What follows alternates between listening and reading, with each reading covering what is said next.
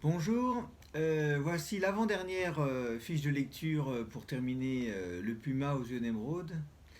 Et je vous lis les questions. On commencera la semaine prochaine, mais avant d'arriver au chapitre 15, on a un petit peu de temps quand même. Donc chapitre 15, le complice. Recopie une phrase dans le chapitre 15 qui parle de nourriture. Il y en a deux, hein, mais une seule suffit. Pourquoi Julio César est-il content de voir la mine ouvrir à nouveau?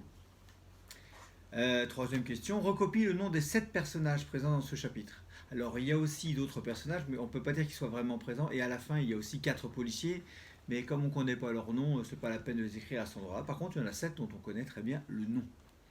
Quel est le métier, alors ça c'est un petit piège, j'adore. Quel est le métier d'Alfredo Mendoza, Faustino Asprilla et de Harold Lozano? Voilà. Plus simple, quel est le métier de Monsieur Calderon? La villa du vétérinaire est gardée par un animal. Lequel?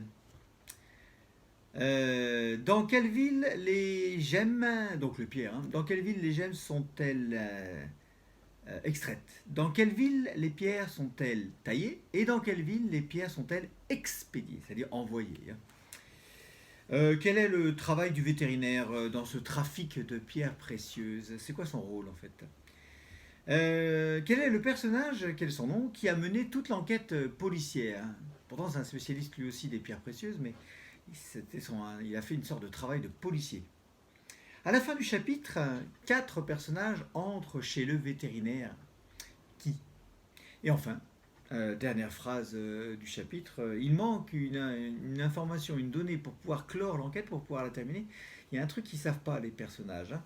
Et donc voilà, c'est la dernière information qui manque. Laquelle? Voilà, c'est tout pour le chapitre 15. On se voit très bientôt pour le dernier chapitre.